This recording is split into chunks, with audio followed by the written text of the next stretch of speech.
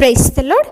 దేవుని పరిశుద్ధమైన నామంలో మీ అందరికీ మా శుభములు తెలియజేస్తున్నాము. ఈరోజు దేవుని వాగ్దానము, నీ మందిరమునందు నివసించువారు ధన్యులు, వారు నిత్యము నిన్ను స్తుతించుదురు. కీర్తనల గ్రంథము 84వ కీర్తన 4వ వచనము. ప్రియ సహోదరి సహోదరులారా, దేవాది దేవుని సన్నిధిలో గడపటం వల్ల ఎన్నో ఆశీర్వాదములను, దీవెనలను, మేలులను, సంతోషము, సమాధానమును మనం మన యొక్క జీవితాలలో పొందుకోవచ్చండి. ఎవరైతే ఆయనతో దగ్గర సంబంధాన్ని కలిగి ఆయన మందిరములో, సన్నిధిలో స్థిరముగా ప్రతి నిత్యము గడిపేవారు, ఆయనతో పాటు ఉండేవారు నిజమైనటువంటి ఆనందాన్ని, అంతేకాకుండా వారి యొక్క ఆత్మీయ స్థితిలో గొప్ప మేలులను, శక్తిని దినదినము ప్రతి నిత్యము నూతన బలమును, నూతన ఉజ్జీవాన్ని పొందుకొని నిరంతరము కూడా దేవుని యొక్క నామమును వారు మహిమపరుస్తారు, ఘనపరుస్తారండి. ఈ లోకంలో ఉన్నటువంటి మనుషులు లోక సంబంధమైనటువంటి ఆస్తుల వల్ల, లేకపోతే సినిమాలు చూడటం వల్ల, సీరియల్స్ చూడటం వల్ల, లేదంటే ముస్లిం ముచ్చట్లు చెప్పుకోవటం వల్ల సంతోషం వస్తుంది, ఆనందం వస్తుంది అనుకుంటారు. కానీ అవి ఏవి కూడా ఆశీర్వాదమును, శాంతిని, తృప్తిని మన జీవితాల్లో ఇవ్వలేవండి. ఒకవేళ మనం అలాగ కూర్చొని మాట్లాడుకున్న ఆ కొద్దిసేపే ఆనందము తప్ప నిజమైన ఆనందము, సంతోషము మనకి ఎక్కడ దొరుకుతుందో తెలుసా? దేవుని సన్నిధిలోనే.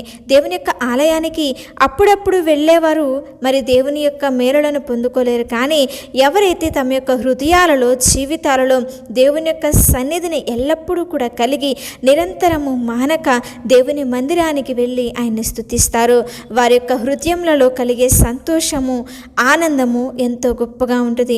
మరి వారి జీవితాలలో అనుభవిస్తున్నటువంటి ఆ యొక్క ఆనందంను బట్టి వారు ఎల్లప్పుడూ కూడా దేవుని యొక్క నామమును స్తుతిస్తూ, ఘనపరుస్తూ ఆయన యొక్క నామాన్ని మహిమపరుస్తారండి.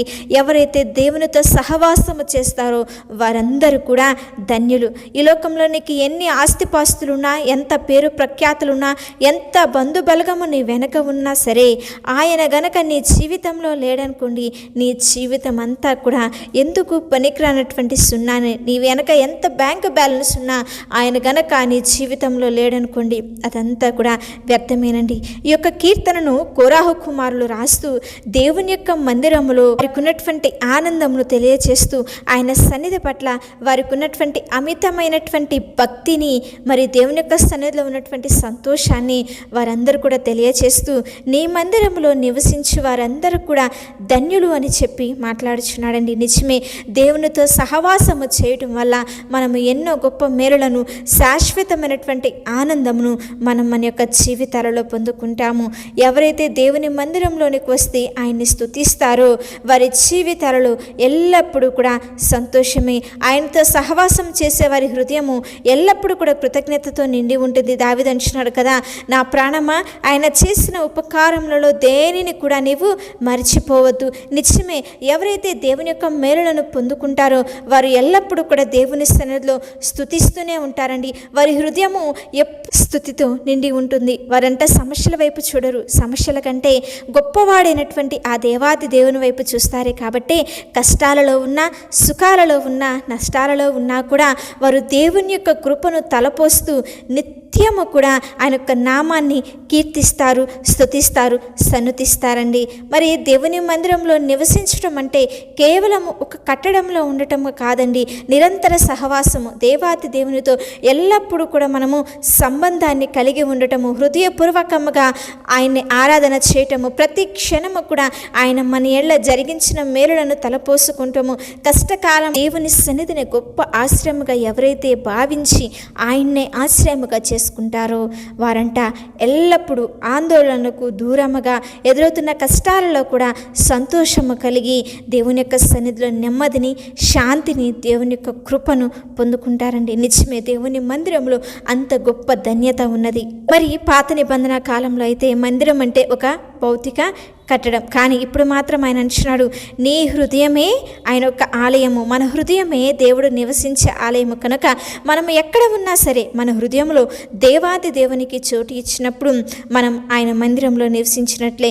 లోకంలో ఎన్ని సౌకర్యాలు ఉన్నా దేవుని సన్నిధిలో దొరికే శాంతి, ఆనందానికి ఏది కూడా సాటి రాదండి. కనుక మనం ఆయనలో నివసించినప్పుడు మన హృదయము నిత్యము స్తుతితో నిండి ఉంటుంది. అదే నిత్యమైనటువంటి ధన్యత.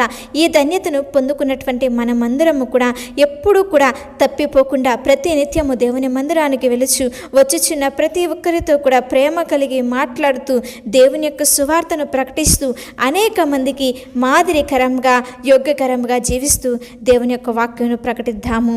చిన్న ప్రార్థన చేసుకుందాం. ప్రేమ కలిగిన తండ్రి, కృప కలిగిన దేవ, సర్వశక్తిమంతుడా, సైన్యములకు అధిపతి అయిన మా గొప్ప దేవ తండ్రి, అల్పులము, అయోగ్యులము, అర్హత లేనటువంటి మాకు మీ యొక్క సన్నిధిలో నిలిచి గొప్ప భాగ్యమును, నిన్ను స్తుతించి గొప్ప ధన్యతను మీరు మాకు అనుగ్రహించిన విధానమునకై నీకే స్తోత్రములయ్యా. మా జీవితంలో శాంతిని, నెమ్మదిని, సమాధానమును అనుగ్రహించేది నీవే కనుక మా హృదయములను నీ యొక్క సన్నిధి ఎదుట కుమ్మరించుకొని నిత్యము నిన్ను స్తుతించే భాగ్యమును, నిత్యము మీ యొక్క నామమును గణపరిచే ధన్యతను మా అందరికీ మీరు అనుగ్రహించమని ప్రార్థించుచున్నాము తండ్రి. మేమందరము కూడా సంతోషముతో తండ్రి, ఏ ఒక్కరు కూడా మానకుండా ఆనందముతో నీ యొక్క సన్నిధిలో నువ్వు చేసిన మేలులను తలపోసుకుంటూ మీరు మాకు ఇచ్చిన ధన్యతను పోగొట్టుకోకుండా నిన్ను స్తుతించే భాగ్యమును, మీ యొక్క నామమును మహిమపరిచే ధన్యతను మా అందరికీ మీరు అనుగ్రహించి నడిపించి కృప చూపించమని ప్రార్థించుచున్నాం. ప్రతి ఒక్కరి ఎడల నీ ఉన్నతమైనటువంటి మేలులను జరిగించి ప్రతి ఒక్కరూ కూడా తండ్రి ఇలా ఉన్నతముగా ఎదుగుటకు కృపను అనుగ్రహించి ఆశీర్వదించి దీవించి మేలులతో నింపమని యేసు శక్తి కలిగిన నామంలో అడిగి వేడుకొని ప్రార్థించుచున్నాము తండ్రి. ఆమేన్. అలాగే మీ యొక్క ప్రార్థన అవసరతలు మాకు తెలియచేసిన యెడల మేమందరము కూడా మీ గురించి ప్రార్థిస్తాము. దేవుని ఉన్నతమైన కృప మీకు, మీ కుటుంబాలకు తోడై ఉండి నడిపించును.